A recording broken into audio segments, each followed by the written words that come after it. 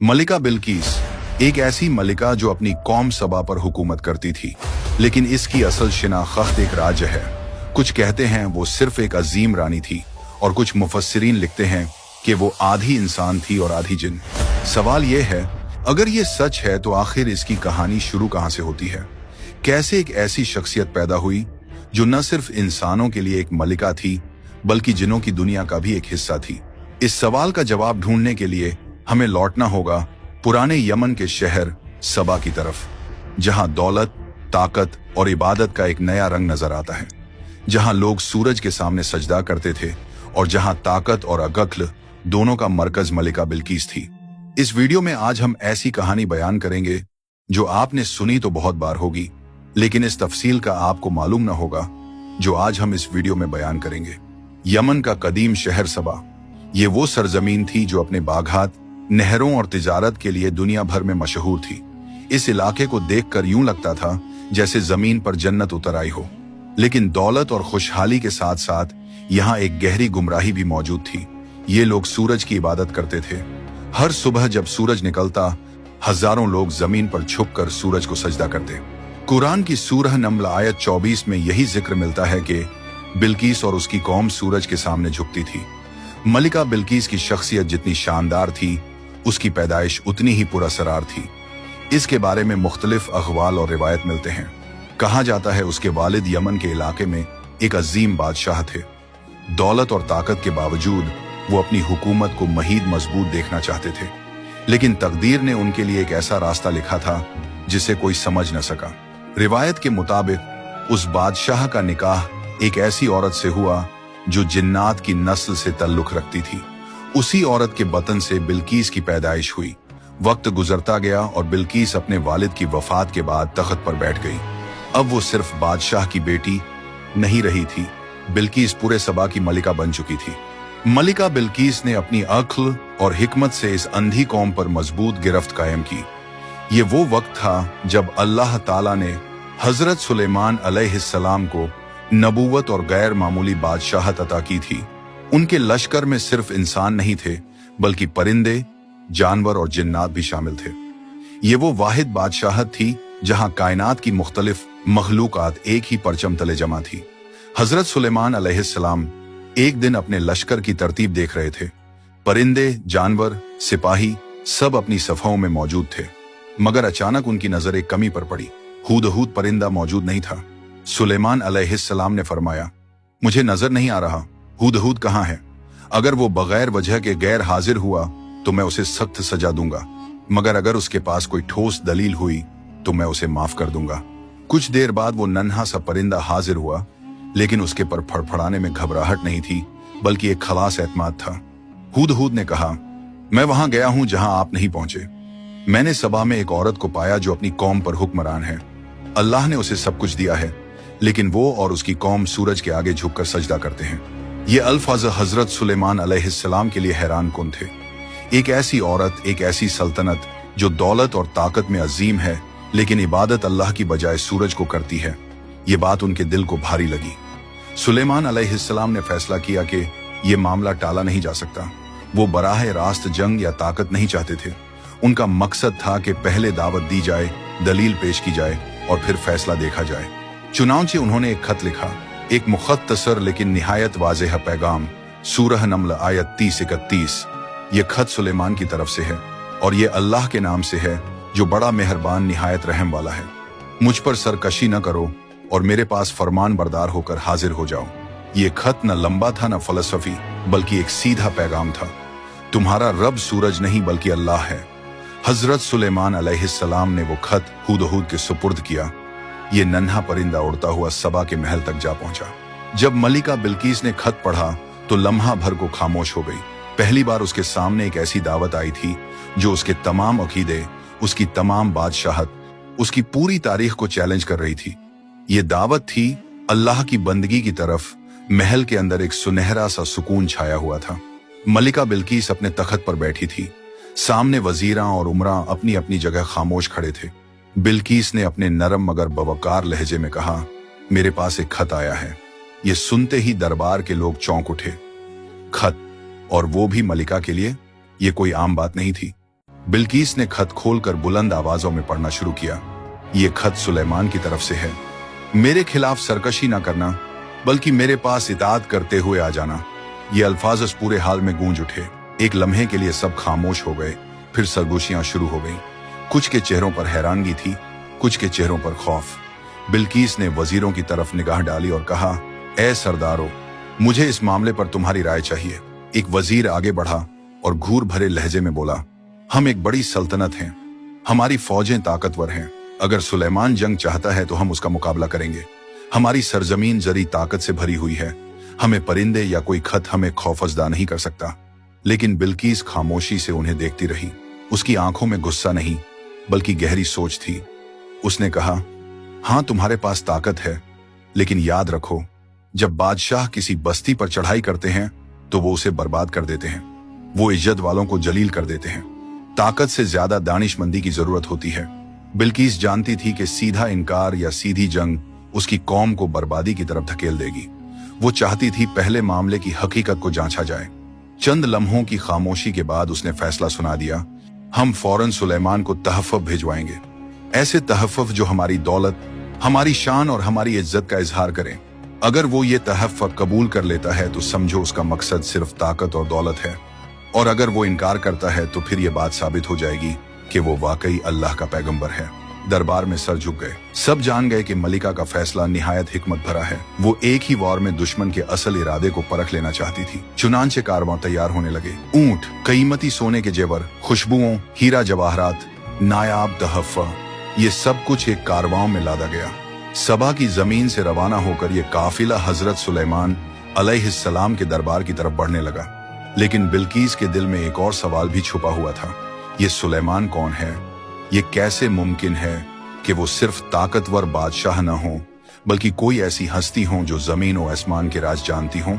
यही वो तजस्सुस था जिसने बिल्कीस को उस सफर की तरफ धकेल दिया जो उसे हमेशा के लिए बदलने वाला था।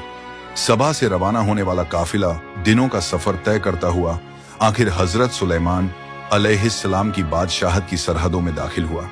ऊंटों पर लदे हुए सोने के ढेर, नायाब जवाहरात, खुशबुओं, रेशमी कपड़े और हाथियों पर सजे हुए तहफ़्फ़ुज़, ये सब देखने वालों की आंखें खीरा हो गईं। मगर हजरत सुलेमान अलैहिस्सलाम का दरबार कोई आम दरबार न था। ये वो मकाम था जहां इंसान, परिंदे और जिन सब इकट्ठे थे। जमीन पर सिपाहियों की साफें थीं, फजा में परिंदे परवाज कर रहे थे और जिन्नात अपनी अपनी जिम्मेदारियों में लगे हुए थे। ये मंजर देखकर काफिले के नुमाइंदे सहम गए। उन्होंने ऐसी सल्तनत पहले कभी न देखी थी। जब काफिला दरबार में दाखिल हुआ तो हजरत सुलेमान अलैहिस्सलाम वखार के साथ अपने तख्त पर जलवा अफरोज थे, लेकिन उनके चेहरे पर कोई लालच या हैरानी न थी। काफिले के सरदार ने आगे बढ़कर कहा, ए सुलेमान, हमारी मलिका बिल्कीस ने ये कीमती तहफ़्फ़ुज़ आपके लिए भेजे हैं। ये हमारी दोस्ती और इज्जत की निशानी है। हजरत सुलेमान अलैहिस्सलाम ने एक लम्हे के लिए तहफ़्फ़ुज़ की तरफ देखा, फिर अपने मजबूत लहजे में फरमाया, क्या तुम मुझे माल ओ दौलत से राजी करना चाहते हो? जो कुछ अल्लाह ने मुझे अता किया है वो तुम्हारे सब तहफ़्फ़ुज़ से कहीं बेहतर है।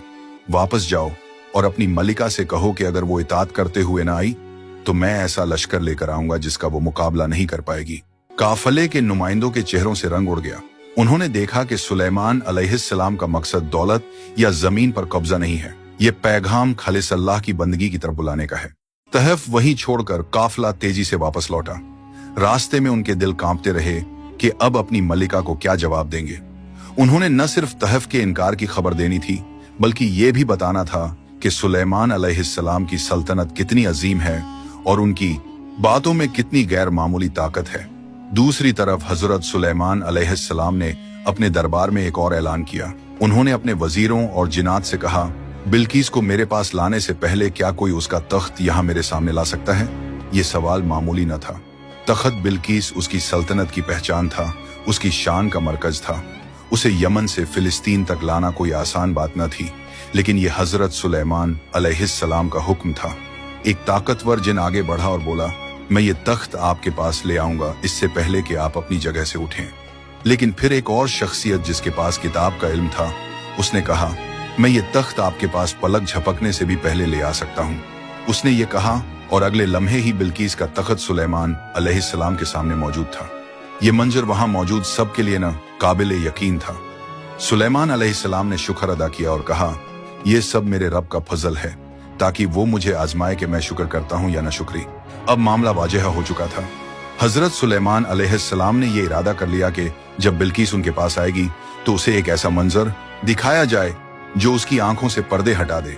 उसे यह यकीन दिलाया जाए कि यह मामला ताकत या दुनिया का नहीं, बल्कि अल्लाह की रुबूबियत की दावत का है। सबा के दरबार में वापसी पर काफिले ने जो खबरें सुनाई वो बिल्किस के लिए चौंका देने वाली थी।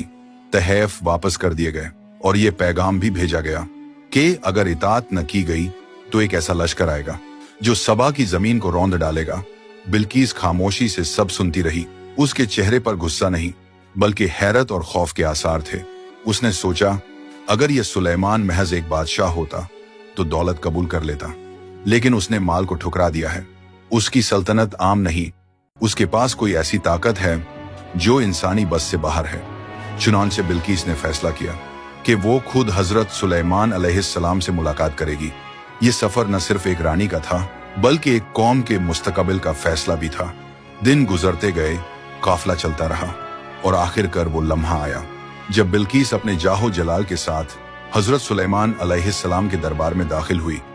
लेकिन जो कुछ उसने देखा वो उसकी तवक्कुआत से बिल्कुल मुख्तलिफ था। दरबार में शान और शौकत के साथ सुकून और वकार का अजीब इम्तिजाज था। इंसान, परिंदे और जिन्नात एक ही तरतीब में खड़े थे। ये नज्म और जब्त बिल्किस के लिए न काबिले यकीन था। हजरत सुलेमान अलैहिस्सलाम ने बिल्किस को देखते ही उसके लिए एक इम्तिहान तैयार किया। वो उसके सामने उसका तख्त रखवा चुके थे, वही तख्त जो पलक झपकते ही यमन से लाया गया था। सुलेमान अलैहिस्सलाम ने मुस्कुराकर पूछा, क्या ये तुम्हारा तख्त है? बिल्किस लम्हा भर को ठिठक गई। उसने गौर से देखा, यह बिल्कुल उसके तख्त जैसा था, लेकिन कुछ तब्दीलियां भी की गई थीं। यह सवाल निहायत बारीक था। अगर वो कहती हाँ तो मुमकिन था कि ये इम्तिहान में फंस जाए, अगर कहती नहीं तो हकीकत के बरक्स होता। चंद लम्हे सोचने के बाद उसने निहायत हिकमत से जवाब दिया, ये तो बिल्कुल मेरे तख्त जैसा है।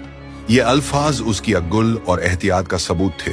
उसने हकीकत को झुठलाया भी नहीं और जल्दबाजी में फैसला भी नहीं किया। ये देखकर हजरत सुलेमान अलैहिस्सलाम के दरबार में मौजूद सबको अंदाजा हुआ कि बिल्किस महज एक रानी नहीं बल्कि एक गैर मामूली जहन रखने वाली औरत है। लेकिन इम्तिहान अभी खत्म नहीं हुआ था। हजरत सुलेमान अलैहिस्सलाम उसे एक और मकाम पर ले गए। ये एक शीशे का महल था। महल की जमीन इस कदर शफाफ थी कि उसके नीचे बहता हुआ पानी और तैरती हुई मछलियां बिल्कुल साफ दिखाई देती थी। ये मंजर देखकर बिल्किस ने समझा कि ये वाकई पानी है। उसने अपना लिबास जरा ऊपर किया ताकि पानी में न भीग जाए। हजरत सुलेमान अलैहिस्सलाम मुस्कुराए और फरमाया, ये पानी नहीं, ये शीशे का फर्श है। ये मंजर बिल्किस के लिए फैसला कुन था। उसने समझ लिया कि ये बादशाहत आम नहीं, ये इल्म और हिकमत की बुनियाद पर कायम है। ये सिर्फ इंसानों की ताकत नहीं बल्कि अल्लाह की कुदरत का मजाहिरा है।